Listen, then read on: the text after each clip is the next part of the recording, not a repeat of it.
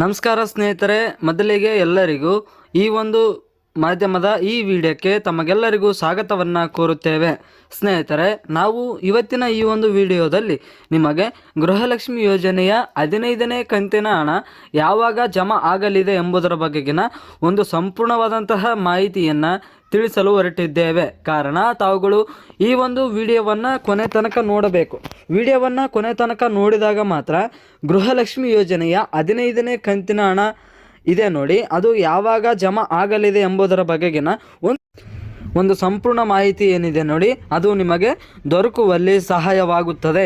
ಒಂದು ವೇಳೆ ನೀವು ಈ ಒಂದು ವಿಡಿಯೋವನ್ನು ಕೊನೆ ತನಕ ನೋಡದೇ ಹೋದರೆ ನಿಮಗೆ ಯಾವುದೇ ರೀತಿಯ ಮಾಹಿತಿ ದೊರಕುವುದಿಲ್ಲ. ಆದ ಕಾರಣ ನಾವು ನಿಮ್ಮಲ್ಲಿ ವಿನಂತಿಸಿಕೊಳ್ಳುತ್ತಿದ್ದೇವೆ, ತಾವುಗಳು ಈ ಒಂದು ವಿಡಿಯೋವನ್ನು ಕೊನೆ ತನಕ ನೋಡಿ. ಕೊನೆ ತನಕ ನೋಡಿದಾಗ ಮಾತ್ರ ಗೃಹಲಕ್ಷ್ಮಿ ಯೋಜನೆಯ 15ನೇ ಕಂತಿನ ಹಣ ಯಾವ ದಿನಾಂಕದಂದು ಬಿಡುಗಡೆ ಆಗಲಿದೆ, ನಿಮ್ಮ ಖಾತೆಗೆ ಬಂದು ಸೇರಲಿದೆ ಎಂಬುದರ ಬಗೆಗಿನ ಸಂಪೂರ್ಣವಾದಂತಹ ಮಾಹಿತಿ ಏನಿದೆ ನೋಡಿ, ಅದು ತಿಳಿಯುತ್ತದೆ. ಒಂದು ವೇಳೆ ನೀವು ಈ ಒಂದು ವಿಡಿಯೋವನ್ನು ಕೊನೆ ತನಕ ನೋಡದೆ ಹೋದರೆ ನಿಮಗೆ ಯಾವುದೇ ರೀತಿಯ ಮಾಹಿತಿ ಸಿಗುವುದಿಲ್ಲ.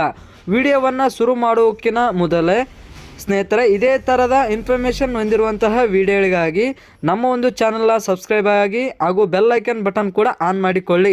ನೀವು ಹೀಗೆ ಮಾಡುವುದರಿಂದ ನಾವು ಯಾವಾಗಲೇ ಗೃಹಲಕ್ಷ್ಮಿ ಯೋಜನೆಯ ಬಗೆಗಿನ ಮಾಹಿತಿಯನ್ನು ಹೊಂದಿರುವಂತಹ ವಿಡಿಯೋಗಳನ್ನು ಈ ಒಂದು ಮಾಧ್ಯಮದಲ್ಲಿ ಹಾಕಿದಾಗ ಅದರ ಮಾಹಿತಿಯು ಅಂದರೆ ಆ ಒಂದು ವಿಡಿಯೋದ ನೋಟಿಫಿಕೇಷನ್ ನಿಮಗೆ ತಲುಪುತ್ತದೆ. ಇದರಿಂದಾಗಿ ನೀವು ಎಲ್ಲರಿಗಿಂತ ಮುಂಚೆಯೇ ವಿಡಿಯೋವನ್ನು ನೋಡಬಹುದು.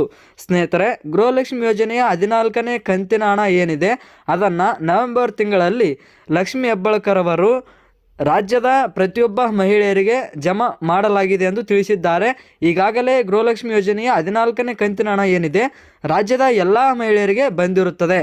ಒಂದು ವೇಳೆ ಯಾರಿಗಾದರೂ ಗೃಹಲಕ್ಷ್ಮಿ ಯೋಜನೆಯ 14ನೇ ಕಂತಿನ ಹಣ ಬಂದಿಲ್ಲವೆಂದರೆ ನೀವು ತಕ್ಷಣವೇ ನಿಮ್ಮ ಒಂದು ಗೃಹಲಕ್ಷ್ಮಿ ಯೋಜನೆಯ KYC ಮಾಡಿಸಿ, ಇಲ್ಲವೇ ನೀವು ಹೊಂದಿರುವಂತಹ ಬ್ಯಾಂಕ್ ಖಾತೆಯ ಬ್ಯಾಂಕಿಗೆ ಭೇಟಿ ನೀಡಿ KYC ಅಥವಾ NPSI ಮಾಡಿಸುವುದರ ಮೂಲಕ ನೀವು ನಿಮ್ಮ ಒಂದು ಗೃಹಲಕ್ಷ್ಮಿ ಯೋಜನೆಯ ಹಣವನ್ನು ಪಡೆಯಬಹುದಾಗಿದೆ. ಯಾರಿಗೆ ಗೃಹಲಕ್ಷ್ಮಿ ಹಣ ಬಂದಿಲ್ಲವೋ ಅವರು ಈ ಒಂದು ಕೆಲಸವನ್ನು ಕಡ್ಡಾಯವಾಗಿ ಮಾಡಬೇಕು. ಅಂದಾಗ ಮಾತ್ರ ನಿಮಗೆ ಗೃಹಲಕ್ಷ್ಮಿ ಯೋಜನೆಯ ಹಣ ಏನಿದೆ ನೋಡಿ ಅದು ಜಮಾ ಆಗುತ್ತದೆ.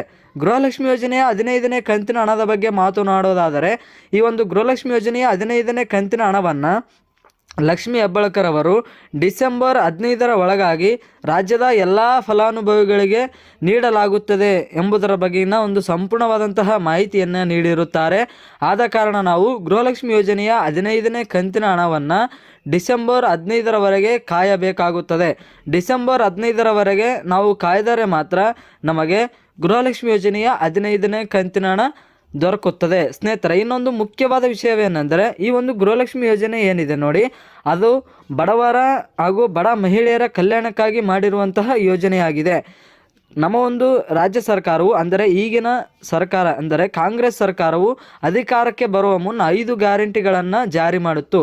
ಆ ಒಂದು ಗ್ಯಾರಂಟಿಗಳಲ್ಲಿ ಈ ಗೃಹಲಕ್ಷ್ಮಿ ಯೋಜನೆ ಕೂಡ ಒಂದಾಗಿದೆ. ಈ ಗೃಹಲಕ್ಷ್ಮಿ ಯೋಜನೆಯು ಯಾವುದೇ ಕಾರಣಕ್ಕೂ ಬಂದಾಗುವುದಿಲ್ಲ ಹಾಗೂ ರದ್ದಾಗುವುದಿಲ್ಲ. ಎಷ್ಟೋ ಜನ ಈ ಒಂದು ಗೃಹಲಕ್ಷ್ಮಿ ಯೋಜನೆ ಏನಿದೆ ಅದು ಸಂಪೂರ್ಣವಾಗಿ ಬಂದಾಗುತ್ತದೆ ಹಾಗೂ ರದ್ದಾಗುತ್ತದೆ ಎಂಬುದರ ಬಗೆಗಿನ ಸುಳ್ಳು ಮಾಹಿತಿಗಳನ್ನು ಹಬ್ಬಿಸುತ್ತಾ ಇದ್ದಾರೆ. ಅಂತಹ ಮಾಹಿತಿಗಳಿಗೆ ನೀವು ಯಾರು ಕಿವಿ ಕೊಡಬಾರದು ಎಂದು ಲಕ್ಷ್ಮಿ ಹೆಬ್ಬಾಳ್ಕರ್ ಅವರು ತಿಳಿಸಿರುತ್ತಾರೆ. ಆದ ಕಾರಣ ಯಾರು ಕೂಡ ಭಯಪಡುವಂತಿಲ್ಲ.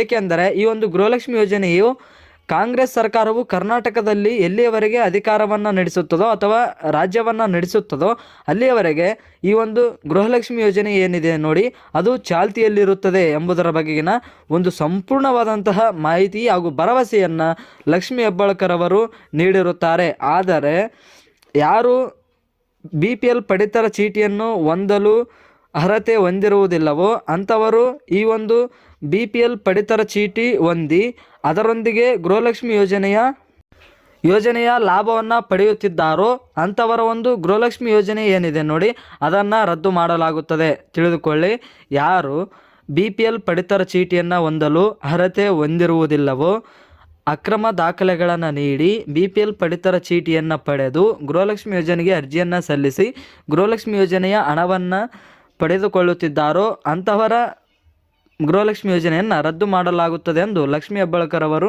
ತಿಳಿಸಿರುತ್ತಾರೆ. ಇದೇ ಥರದ ಮಾಹಿತಿಗಳಿಗಾಗಿ ನಮ್ಮ ಒಂದು ಮಾಧ್ಯಮದ